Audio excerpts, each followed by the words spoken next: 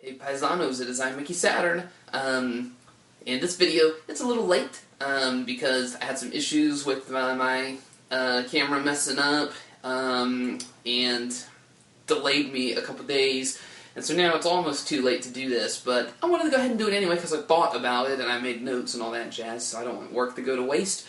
And that is talk about what I'd like to see at E3. Starts tomorrow. So basically, this is partially prediction, and this is partially just what I'd like to see, what would get me really excited, what would be the best E3 possible. So, let me get out my handy-dandy list of things. I'm going to talk about the big console platforms, and then we're going to talk about third parties. We're going to do PS4, Xbox, third parties, and then Nintendo last. I think Nintendo has a lot riding on this Nintendo Direct they got in a couple days. So, that's coming up. But, let's start with Microsoft. Now, we know that they've kind of fucked themselves. The number one thing I'd like to see from Microsoft is for them to unveil a time machine so we could go back in time and fix all the terrible mistakes that they've been making. But that's not going to happen. So instead they're going to have to show games. And they better have some really amazing games if they expect me to even pay attention to anything they have to say at this point. I've been thinking anyway for a couple weeks about what kind of games they could offer that would make me want their new machine in the first place. And I have a few thoughts. The first thing that would interest me, they really don't have a whole lot of first-party titles that interest me, but the first thing that would interest me maybe would be Fable. Fable 4, specifically. We know they're making a new Fable game, we're pretty sure, right? Because they had a whole thing with the new forum and all of that, although that may have been partially related to the HD remake of the first game, which has been announced. However, I don't think that's all they're doing. In fact, the fact that they're doing an HD remake of the first game makes me think that they're going to be doing a new, proper Fable game, Fable 4. I don't think it's another Kinect game either. They're trying to reawaken interest in the core franchise. Kind of remind people about it. They haven't done a new one in a while. They did Fable 3 was like a couple years ago or whatever. So I think they may have been, getting ready for that. And Fable is a franchise that, I know in my Xbox rant I said I didn't care about it. That was a slight exaggeration. What I should have said was, it's just a franchise that has always disappointed me. Because I don't feel like any of the Fable games have lived up to their potential. So, that being kind of the starting place for the franchise, it's unfortunate.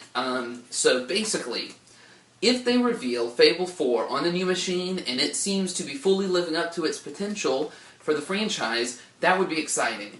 My problem with Fable has always been that the games aren't big enough, they aren't long enough, they don't have enough scope, they don't have a large enough scope for the story they're trying to tell. I mean, if you look at Skyrim, it's like a 500-hour game or something for some people. At any rate, it's at least 100 hours.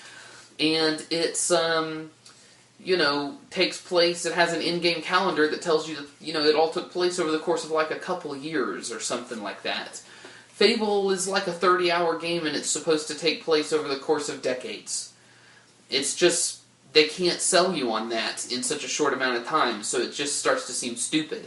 And the world kind of lacks detail, like the NPCs are all kind of randomly generated and stuff like that. They don't have names, they don't have specific personalities. You can woo one of them and get them to marry you, but why? They're all identical to each other. They have no personality or anything, so it's just, not...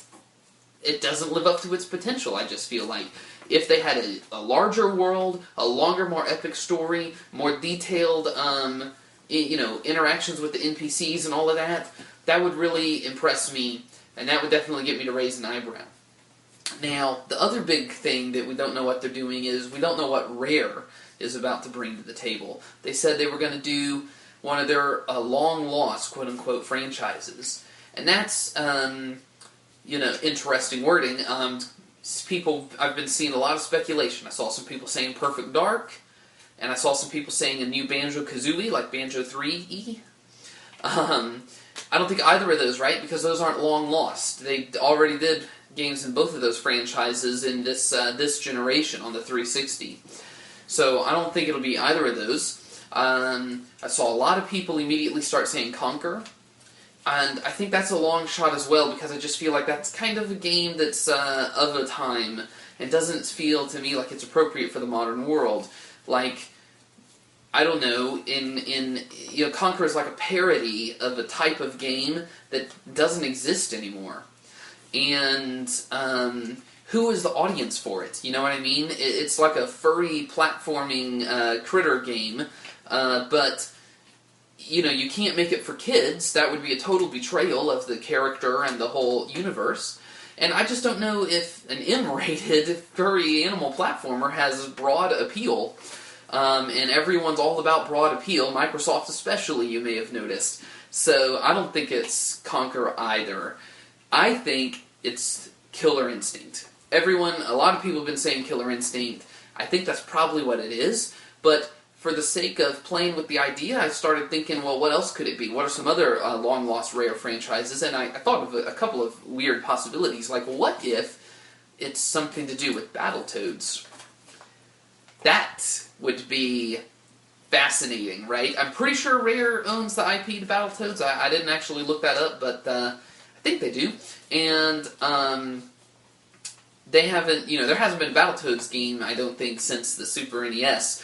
So it would be really interesting if they brought back Battletoads. It has some of the same problems as Conquer, but possibly it could be I don't know. I can see how you could kind of make Battletoads work a little better by kind of straddling a line a little bit and going for more of like a teen audience or something like that, where it's not so adult that parents won't give it to kids, it's not so kiddie that teenagers can't see something kind of cool about it, and it could kind of fill a niche in their lineup, because they have a whole lot of shooters, they have a whole lot of stuff like that, and they don't have, I think, they got Kinect games and things like that for really casual people, but I feel like they don't have really anything for kind of a slightly younger audience that still wants to be kind of edgy, as they understand it. I don't know.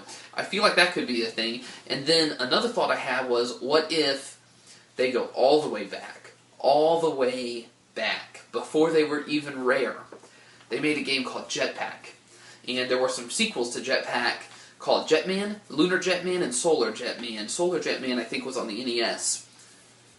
Now, if they went all the way back to that, I started thinking how you could update that. In these games, you are like a guy with a little jetpack, and you kind of fly around and rebuild your ship, and you shoot these aliens, or whatever. I started thinking about the 360 game Dark Void, where you're a guy with a jetpack, it's like a third-person shooter. That would be like the direction to take with a modern version of Jetpack. And I started thinking about, it could how you could do that, and it could be the start of like a sci-fi franchise or something for Microsoft. That's sort of like an action game, but be exclusive. You could almost see how it could be sort of like Dead Space or something. You could take it in a horror route, or you could not, but you could still have this sort of third-person adventure game with a sci-fi theme. I don't know. It seems like something that I could sort of picture Microsoft doing. That would be really fascinating if they went all the way back to their earliest roots. But Battletoads and Jetpack, I think those are kind of the long shot type ideas, and I think the safe bet is Killer Instinct. And I don't know. I'm sort of interested in the new Killer Instinct, I guess, but that's not a system seller type title for me at all. So, I don't know. I'd be curious for sure to see what Rare is up to. And then, as I thought about it, I started thinking, what else? What other exclusive franchises does Microsoft even have that I care about? And I thought of one last thing they could do. It would be kind of a long shot, but if they pull this off, this would interest me, is what if BioWare revealed the next installment of Mass Effect. Mass Effect began as an Xbox exclusive. It did go multi-platform at the end because of EA, and EA does everything multi-platform. But if Microsoft could reacquire exclusivity, even like a timed exclusivity for Mass Effect 4, I'm just I think that would be a real coup, because Mass Effect is one of the best games of this generation, and especially if you take the whole trilogy as kind of an entity, it's really, really good. It's altogether like it's, 130 hours of sci-fi, BioWare, RPG stuff. It's really great. It's a great universe. I really look forward to seeing what they do with that universe and how they come back to that. We know BioWare's going to show Dragon Age 3, but they could really pull out the stops and show us a little teaser or something for the new Mass Effect. And if Microsoft could reacquire exclusivity, like I say, that would be a coup. It's kind of a long shot, right? Because EA doesn't like to go multi-platform. That's what I was thinking. But then I thought, I don't know though. EA is probably loving these restrictions. EA might be happy to try to support the Xbox platform and drive traffic to it. So that it can, so that you can kind of normalize this whole used game, always online restriction crap. I don't know. But those are, that was almost the only thing I could think of for Microsoft, right? Most of the games that are exciting these days are multi-platform third-party games, and there's not a whole lot of really meaningful exclusives for Microsoft that interests me. So they have an uphill battle. They've promised to show a lot of games. They claim 15 exclusives and 8 new IPs. That's a lot. We'll see how many of those really get shown at E3. But, I don't know. I'm a little curious. But they have a really significant uphill battle. I mean, it's like the Mount Everest of uphill battles if they want to get me to buy one of these new Xboxes. I mean, they're going to have to bring the best games ever made to the table. And probably like more than one. So, good luck, Microsoft.